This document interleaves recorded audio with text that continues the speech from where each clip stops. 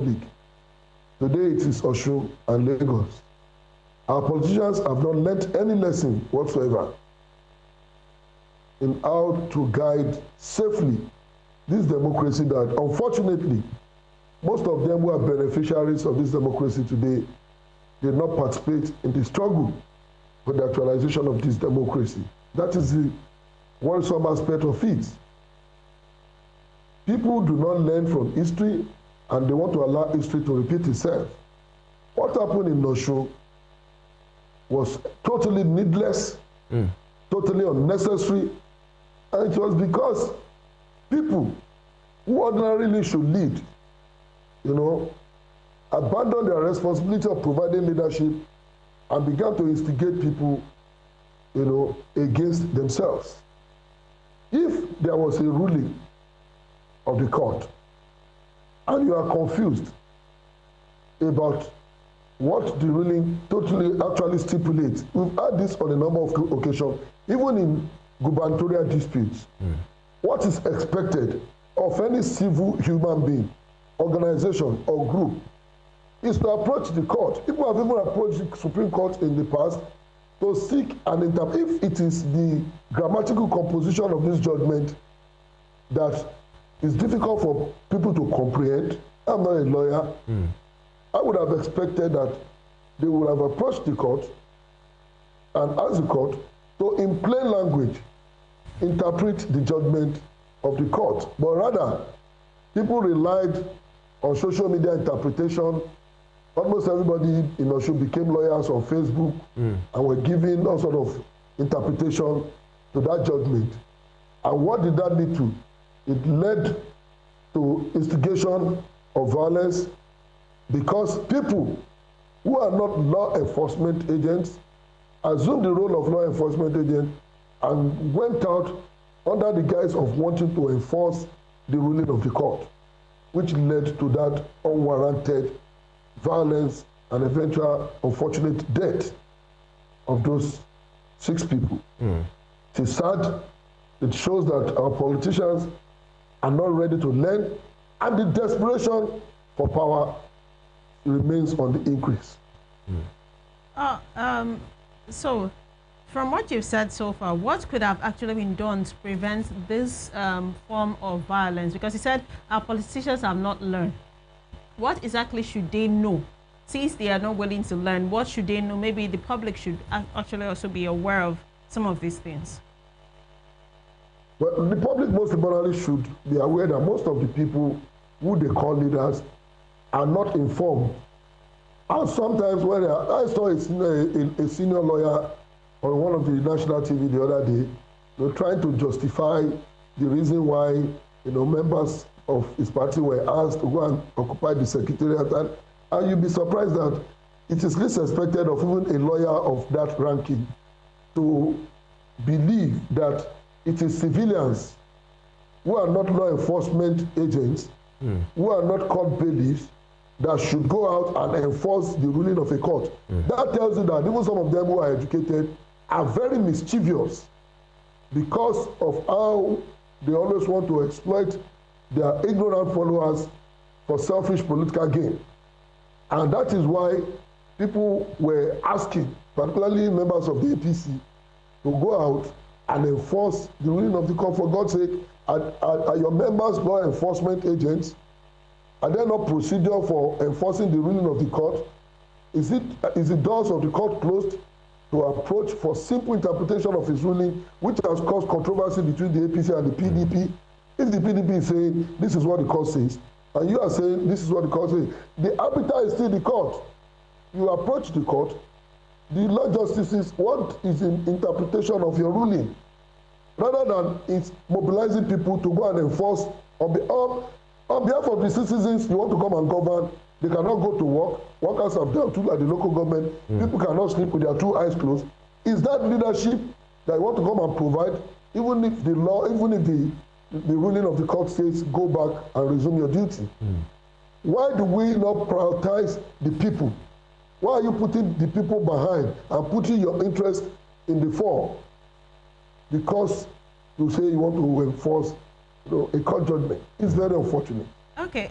Also, would say that we saw the governor's tweets. That's Governor Ademola Adeleke on Sunday, where he called on the president and other. He called on people of good repute to actually come into this matter because he foresaw that Monday was going to be somehow, and he cried out. Let's say he cried out because let's say he was concerned about the citizens, about the safety of his people, the people he's ruling.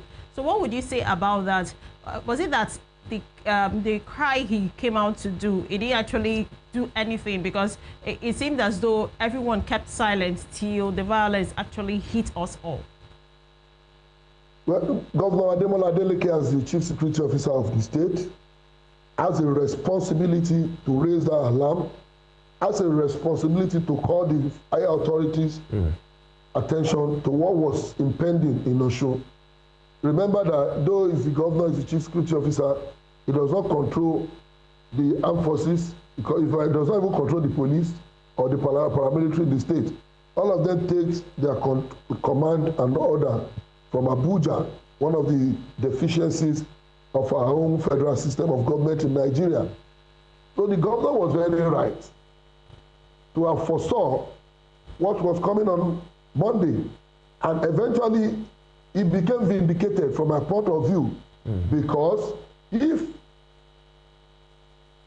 that has not happened, people would have said, oh, the governor was just raising false alarm on Sunday, nobody had intention of invading secretariat or perpetrating violence. But look at what happened. He was vindicated because he said there's likelihood of violence. He called on security agencies to rise up and take charge. But everybody sat back and watched citizens unleashing violence on fellow citizens. People watched who was supposed to take responsibility. They sat back and watched citizens being killed, even in front of their local government, even in their own neighborhood. All because people wanted to enforce the judgment of the court, which they have no power whatsoever, because they are not law enforcement officers. What did we have at the end of the day? Lamentation, including lamentation. I saw the spokesperson of the Osun State Police Command, and I shook my head while she was talking. She felt so relaxed and comfortable in the course of that interview, because what happened? If people really know the value of life, you will not call six people just six. A single human being life can transform a whole society. Losing 6 people in a needless battle is something that should actually worry any serious security agency. And, you know, 2 institutions of the government for me. First, since you're talking about the police now, and or you've talked about them, the force at the national level, Nigeria Police released a statement nationally to say they have seen the violence that happened and perpetrators will be brought to justice and that nobody will escape in this matter. But then, many persons of conscience, including us at this table, have been asking this question: where were the Nigerian police when even a teenager could sense that with what is available in the public space, there was going to be trouble on Monday? Do you think they could have done a lot better to prevent? Because everybody had the information, only to do whatever they have done, and after the disaster, they are now coming to say they will go after the perpetrators. Or if they have come into the situation, you know, possibly on Sunday and early on Monday morning, to lock up the secretariat or to prevent people from accessing those secretariats, wouldn't people still blame them for taking a side? 2 questions about the police. You see, the statement from the force headquarters is a response to the failure of the Osun State Police Command to perform its statutory responsibility. No one would have expected Inspector General of Police to leave Abuja to come and monitor the situation in Osun as at that day, Monday. What happened, I want to put it at the doorstep of the Osun State Police Command, that just like you said, even a teenager could sense danger coming on that day. And they need to explain why they started, even though I listened to some defense of the Commissioner of Police, how they try to prevent, further breakdown of law and order. But in the first place, should we have allowed a breakdown of law and order to the extent that 6 lives were lost before you could curtail the violence? Just like you said, when a whole governor have raised an alarm, what stops the Osun Police Command from mobilizing its men ahead of Monday to take charge not only of the secretariat but strategic locations across the various local governments where they may likely be violence? We didn't see that. We saw visuals of this crisis all over the state on Monday.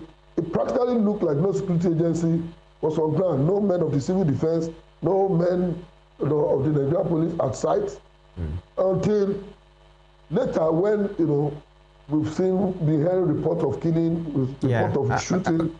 Mr. Lawson, if I may quickly butt in here, so sorry, because do you think, because of course you're a man of right standing, but talking as a patriotic Nigerian, do you think that that gives credence, the actions of the police as justified, or give credence to what the police, the state governor said, that they have been compromised? And he mentioned the name of Adegboyega Oyetola, that he has been the one that had compromised them. And looking at what happened on Monday, where they almost practically stood down and allowed anything, even when the police said, the police spokesperson said they had different meetings, they tried to prevent. But with all the videos that have been seen, you can't really see the anti-riot policemen available in any part where these things have happened. They were nowhere. Does that give the credence and justify what the governor said, that maybe they have been compromised from above? Yes, they acted compromised, really. Like I said, even when young protesters had bad governance, when young protesters protesting against school fees in Osun, I've witnessed a lot of protests in Osun. And I know how the police in Osun used to respond, even to ordinary gathering of young people under Olaiya Bridge. There was a particular time we planned a remembrance, a memorial event in Osogbo. I was in Osogbo then. And you could see police mobilizing like 20 trucks of his men to that Olaiya junction, just because we were planning a candlelight procession in remembrance of an event. Is that not the same Osun State Police Command? Did you see 5 police trucks anywhere on Monday? So you have had meetings to prevent what, to prevent this. Is that the essence of maintaining law and order? Meetings with who? With politicians who are hell-bent on enforcing laws that they did not make? It's your job. If you appeal to people, if you meet with people and they are hell-bent on going ahead, either to curtail people from coming or to forcefully gain access, your job is not to take side or protect or advise any politician. You are not there to advise them. You are there to enforce law and order. You are law enforcement agents. Yours should have been the primary purpose, which is the protection of lives and property of citizens who are not politicians. You left them vulnerable because you are appealing to politicians on both sides. It is not your job. Your job should have been maintain law and order, mobilize your men the way you have been mobilizing them against our protest at Olaiya, in Ilesha and Ife. When students come out to protest in Ife, you come with trucks of policemen to barricade OAU gates. You come with trucks to prevent young people from protesting in Osogbo. But people threatened fire and brimstone. Your men were nowhere to be found. Osun State Police Command is to accept that it failed in its responsibility in preventing what happened on Monday. Mr. Lawson, so with all that has actually happened, we can see from what you said also, you said our politicians have not learned. And also we can see that it's actually a power play here. We have the federal might, of which you said that the state government doesn't have the power to control the forces here. So what exactly can we do? How do we get out of this? Because the best, what we can do is to talk. We can't actually go out there to fight the security agencies and everything. What can we do as civilians, as ordinary citizens of the country, as good people of the country, as patriotic citizens? How can we actually help ourselves in this situation? Firstly, we must be very conscious of the kind of characters we elect into public positions, because most of these problems are from the kind of leadership that our society gets. Secondly is the fact that we must, as citizens, always let politicians know that we own this aid. We are the biggest stakeholders in the project democracy. If you count the membership of, there's no political party in Nigeria that has 10 million members. In fact, 5 million registered members. Forget all those things they write in their books and they call membership register. No political party in Nigeria has 5 million active members. So it is still the bulk of the ordinary citizen of Nigeria that vote for them, that rallies around them during the election. That is, we are in the larger number as citizens. Therefore, we must be able to control how our leaders behave. We must be able to sanction our leaders when they are going against our expectation. We must not continue to sit back and behave like we are employees of these politicians, like we are employees of these governors, of this president, of these ministers, commissioners, the case may be. And again, dialogue remains the best option. People must continue to engage, and when it is impossible to engage yourself across political lines, the judiciary is always there to intermediate. All right. And we must learn to respect whatever the court says. If I may. That is the essence of rule of law. Yes, you know, speaking about the judiciary, because we are still going to look at what happened in Lagos. We understand that you have to run, but if you can just oblige us for a few minutes. Now, the issue, I'd like to ask you, you're talking about the judiciary. They always say the court is the last hope of the common man. And some will say, maybe, just maybe, if my lords, in their wisdom, have been very categorical in that statement, maybe this controversy would have not, you know, arise in the first place to say some prayers were given, you know, they had their own times and we cannot cast aspersion on them. Maybe if categorical languages and terms were used in that appeal, because we've seen the CTC and it wasn't really categorical, although they gave their position, maybe these wouldn't have been open to interpretations that politicians have now used to justify whatever they want to do, or regardless of either it's categorical or not, politicians will do what they want to do. Do you think the judiciary could have done better in this regard? The judiciary have not done anything wrong in my perception. It is not the first time. It is just like sometimes when you go to the hospital and doctors give you prescription. It is until you get to the pharmacist that he begins to explain what drug is this. A lot of times we can't even read the prescription of doctors. Yeah. I know you have experienced that. So the judgment of courts, in most cases, are not delivered in ABC format like we expected of laymen, though it is expected that the ordinary person should be able to interpret the judgment, but it doesn't work like that. That is why when judgments are given, it is expected that lawyers on both parties are able to interpret to their clients what the court has said, especially when there are no declaratory, order. Exactly. Like, oh, you are hereby returned or you are hereby opposed. In that regard, the court remains open. It has been the practice of the court for you to approach the court to seek an interpretation. That is the essence of seeking interpretation. All right. When you are confused about the content of a judgment, the court allows you to approach it to seek interpretation.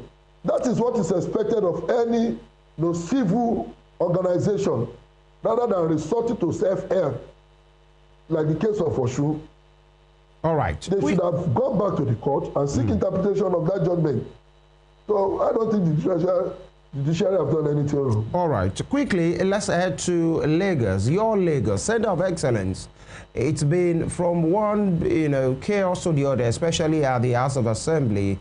Right there, Speaker Obasa was removed. Some said he was impeached. He said was only removed. And that, in fact, as far as concerned, he remains the Speaker. We had you, after that development. But now, we are hearing, again, with what happened, I think on Monday, the invasion of the Hallowed Chamber with some men of the DSS. There were rumors that they were invited. They were invited by the Speaker. The office of the Speaker denied it. Later, we learned they were invited by the clerk of the House. And it's just back and forth. we learned there were rumors of forced resignation on the speaker, Ms. Miranda. In fact, there were some resignation letters on the public space yesterday, but then we've not really seen. In fact, let me ask, what do you make of the development?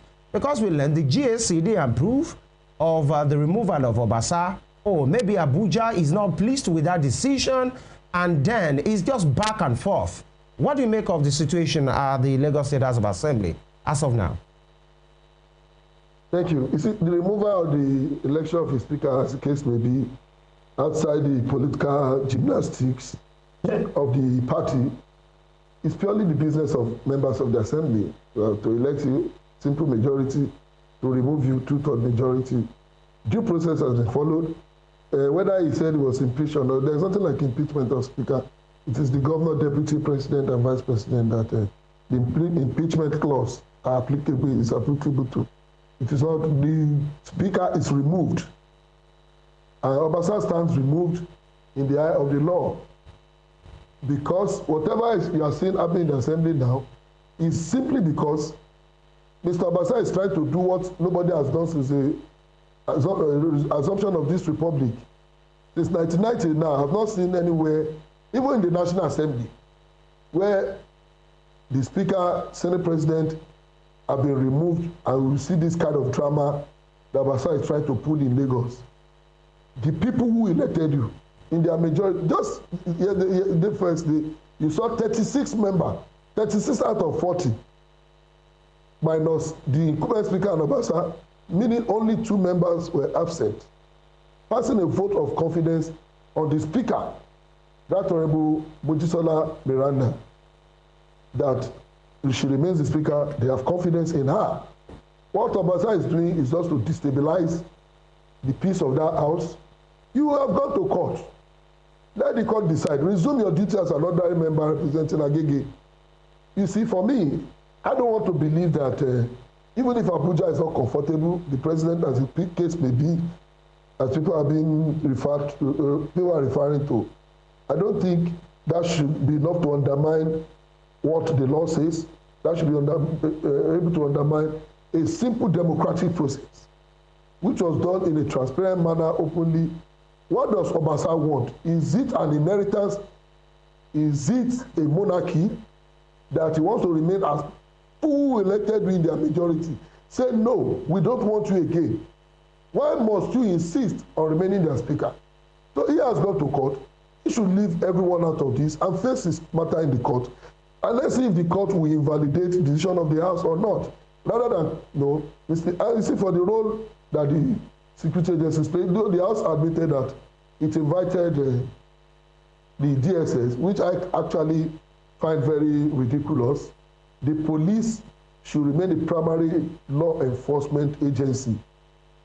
It is when there are issues of intelligence gathering, internal security, investing. DSS used to be an elite organization that you don't even see all over the place. Unlike what we are seeing now, that they are acting just like scouts and all these things around. For me, DSS was invited to secure the assembly against invasion, not to go and invade the Allo chamber. Nobody, even if the president is coming to the Allo chamber, even the president's security details do not go into the chamber with the ammunition. It's an aberration, it's a taboo. But see, these men went to the Allo chamber. What is their job there? What, to the extent of engaging in physical struggle with staff and legislative aides? It is ridiculous. DSS should do the job of the SSS we used to know.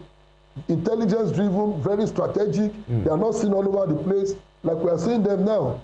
Let the police do their job of maintaining law and order. And if the police lacks the capacity, we know there are other paramilitary agencies that can be brought in, not the DSS. Okay, Mr. Lawson, so far we can see that this is all about power play. But I would love to ask you one simple question. What Mr. Obasa is doing, does it not show that he has a strong hand, a public mind, a backing, strong backing that is following him? Because it doesn't seem normal, like what you said, that since 1999 to date, you've not seen a speaker or a Senate president that has been fighting over a position like this that's been causing chaos. So don't you think it's actually a strong backing? He has this strong backing that's giving him the confidence to actually carry out all of this. Well, if there's anyone backing Obasa to do all this, I think the person should have been confident enough to come out and state his position. Obasa, for people who know him, is an expert in name dropping. He may be telling people, giving people the impression that, oh, the president is behind me. He used to tell people that he holds the GAC that we now know are not with him in Lagos. So people can say all sort of things about some strange hand behind Obasa, but I don't think there are any strange hands that can be bigger than the law. What the law states is clear. Right. The law is very clear. The majority have spoken and their voice must be respected. All right. Thank you very much. We want to sincerely thank you. But I understand you have to go, and in fact, we have to move on. But just in 30 seconds, please. Some persons have been saying Governor Sanwo-Olu should speak on this matter, but he has remained very silent on the matter. Do you think it is needful, or he should just mind his business? But then, if he's minding his business, this is his own Lagos, that something is happening. In 30 seconds, sir. Well, I don't think it has gotten to the stage where government may have to fiscally intervene. It is what is happening is still within the assembly and it has not generated into violence. All right. As so to put it. For Governor Sanwo-Olu, he has no business in what is happening in the assembly. He's the head of the executive. Mrs. Miranda is the head of the legislature. All right. And we have always asked that executives do not interfere in the business. So Mr. Sanwo-Olu is doing the right thing. All right. Staying away from this activist and public affairs analyst Lufemi Lawson, thank you for your time and your take this morning. Thank you for having me. All right, it's a pleasure. That is that about that. But then the conversation is the one that we can't exhaust. So we have another angle to that story as well as we speak to a very critical stakeholder in the state as far as this ugly development is concerned. Stay with us.